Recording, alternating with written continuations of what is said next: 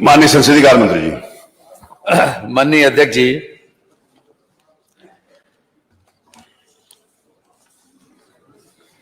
आज ये सदन के लिए बहुत महत्वपूर्ण दिन है। मान्यवर, इस घटना के विषय में मैं संक्षेप में सभी माननीय सदस्यों को अवगत करा दें। 15/9/2004 को हमारे एक माननीय तत्कालीन विधायक, वर्तमान में जो विधान परिषद के सदस्य हैं, सम्मानीय श्री सलिल बिश्नोई जी, उन्होंने बिजली की सप्लाई को लेकर कानपुर में एक प्रदर्शन, धरना, जुलूस का आयोजन किया और वो जुलूस निकालकर जिलाधिकारी को ज्ञापन देना चाहते थे। उसी वक्त जुलूस को जो लोग आज यहाँ पर माननीय अध्यक्ष जी के द्वारा अभी जो निर्देशित किया, श्री अब्दुल समद, शशिकांत शुक्ला, त्रिलोकी सिंह, छोटे सिंह यादव, विनोद मिश्रा, मेहरबान सिंह, इन लोगों के पूरे पुलिस फोर्स ने उनको रोका और उनके साथ अभद्रता की, उनको एब्यूज भी किया, अपमानित भी किया और उनके ऊपर लाठीचार्ज करके उनकी दाहिनी पैर में फ्रैक्चर हुआ। यद्यपि सभी लोग बहुत शांतिपूर्ण तरीके से प्रदर्शन कर रहे थे और ये चाहते थे कि हम अपना ज्ञापन जिलाधिकारी को बिजली की सप्लाई बेहतर करने के लिए, उसको बढ़ाने के लिए ज्ञापन दे दें। किसी प्रकार से उस दल ने कोई अभद्रता नहीं की, कोई ऐसा काम नहीं किया कि जिससे पुलिस को बल प्रयोग करना पड़ता। और बाद में ये मामला विशेषाधिकार समिति के पास 25/10/2004 को आया। विशेषाधिकार समिति ने पूरी तरीके से इसका परीक्षण किया, हर प्रकार से साक्ष्य जो है उसका अवलोकन किया और वहां पर एक वीडियो फिल्म भी बनी थी। इस पूरी घटना की वीडियो फिल्म को विशेषाधिकार समिति के समक्ष प्रस्तुत किया गया, उनके समक्ष उसका प्रदर्शन किया गया और विशेषाधिकार समिति ने अपने 28/7/2005 को जो निर्णय दिया, उसमें 6 अधिकारियों जो कि हमारे सामने आज मौजूद हैं, इन लोगों को दोषी करार दिया और इन लोगों को ये भी कहा, संस्तुति की कि इनको दंडित किया जाना चाहिए। इसके संबंध में 19/8/2021 को पिछली विधानसभा में महाधिवक्ता से राय मांगी गई। महाधिवक्ता की राय भी इसी बात के पक्ष में थी जो विशेषाधिकार समिति ने जो संस्तुति की थी। उसके अतिरिक्त वर्तमान विधानसभा जो 18वीं विधानसभा है, अध्यक्ष जी की अध्यक्षता में 1/2/23 और 27/2/23 को विशेषाधिकार की समिति की बैठक में विचारण, दोषी पाए गए जाने पर निम्न लोगों को कारावास दंडित किए जाने के लिए संस्तुति की गई और ये भी संस्तुति की गई कि ये विधानसभा के समक्ष प्रकरण लाया जाए और जो लोग आज हमारे समक्ष खड़े हैं कटघरे में, उन लोगों को दंडित किया जाए। हमारे संविधान में आर्टिकल 194 में यह अधिकार दिया गया है कि हम इस प्रकार की कार्रवाई को अंजाम दे सकते हैं। हम जानते हैं कि भारत में जो व्यवस्था अपनाई, जो संघीय व्यवस्था अपनाई, उसमें राज्यों को अलग अलग पावर दी गई और केंद्र का अलग पावर दी गई। कुछ मामलों में यानी दोनों को कानून बनाने का अधिकार दिया गया। इस प्रकार से संघीय ढांचे में और साथ साथ इस बात की भी व्यवस्था दी गई कि हमारे वहां कार्यपालिका और न्यायपालिका एक है और जुडिशरी अलग है। यानी जो लेजिस्लेचर से जो लोग चुन के आते हैं, उसी प्रकार से हमारा मंत्रिमंडल बनता है और उस मंत्रिमंडल जो है वो पूरे व्यवस्था का संचालन करता है। लेकिन हम लोगों का ये दायित्व है कि हम हर तरह से इसमें सामंजस्य बैठा लें, कार्यपालिका और व्यवस्थापिका में एक सामंजस्य रहे और ऐसी व्यवस्था रहे कि हमें संचालन में हमेशा सुविधा रहे। जब हमने लोकतंत्र की प्रक्रिया अपनाई तो हम सब लोग अच्छी तरह से जानते हैं कि तंत्र के ऊपर लोक है।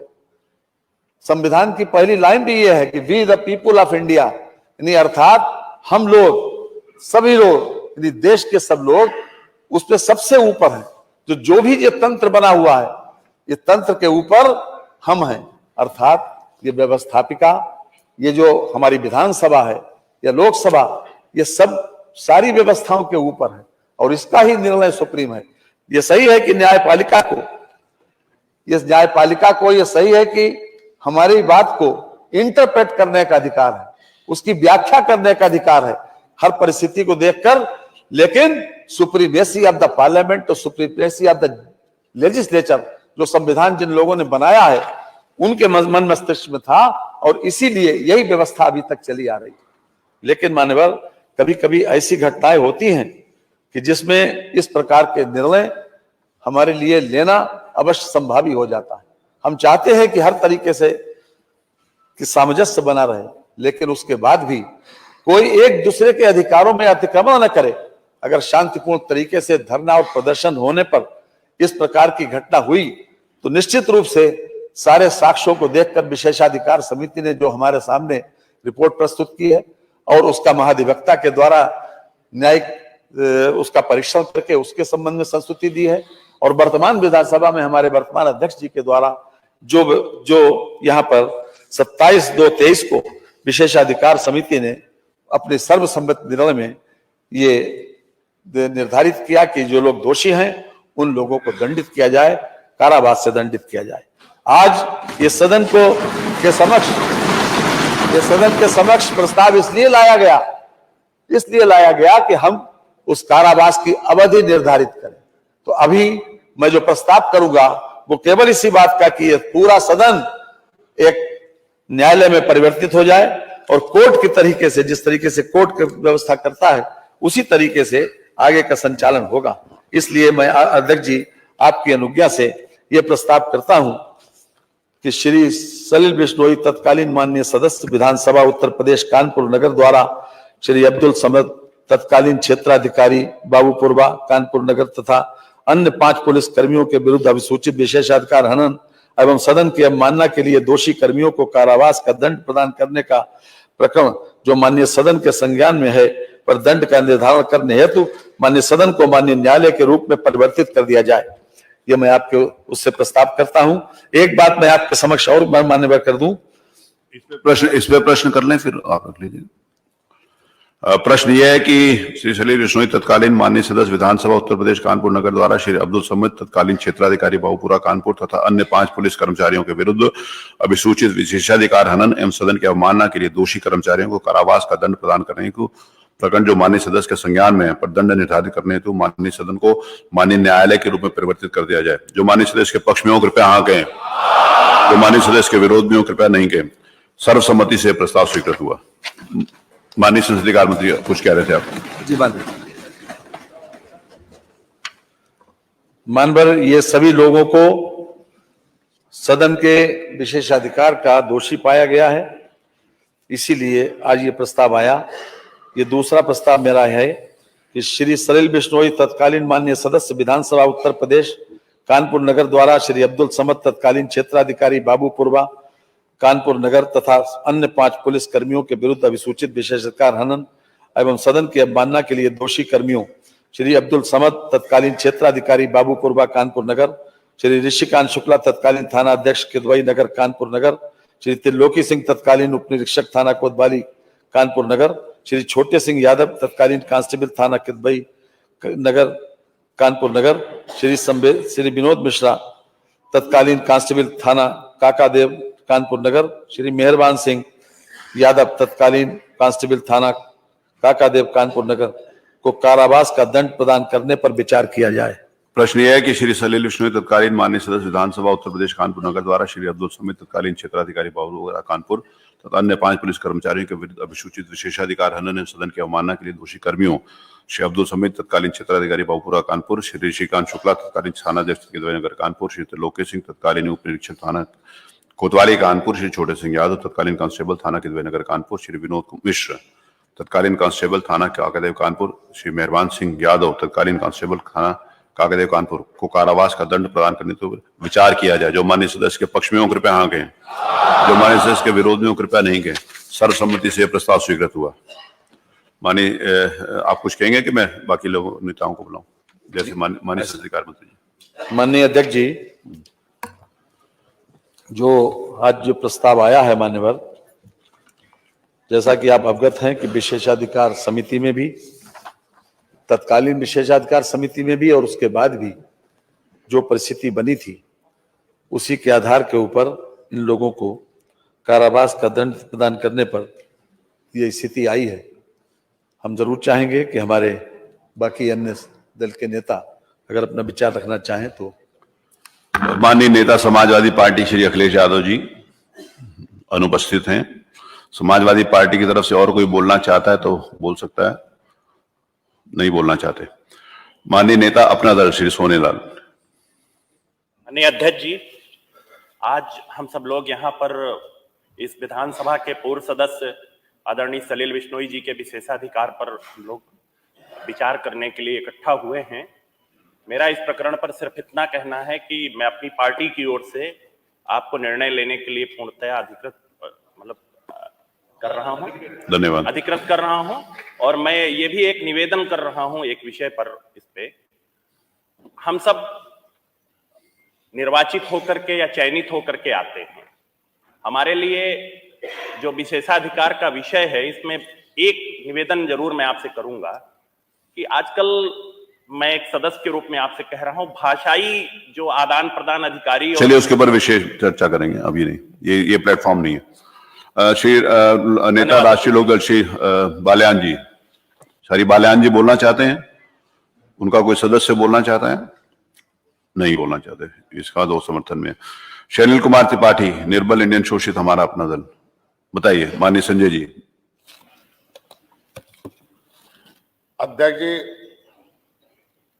हमारा दल, हमारी पार्टी, हमारे दल के सदस्य आज इस तरह की घटना आगे न हो, और विशेषाधिकार संविधान में मिला हुआ और जनता ने दिया।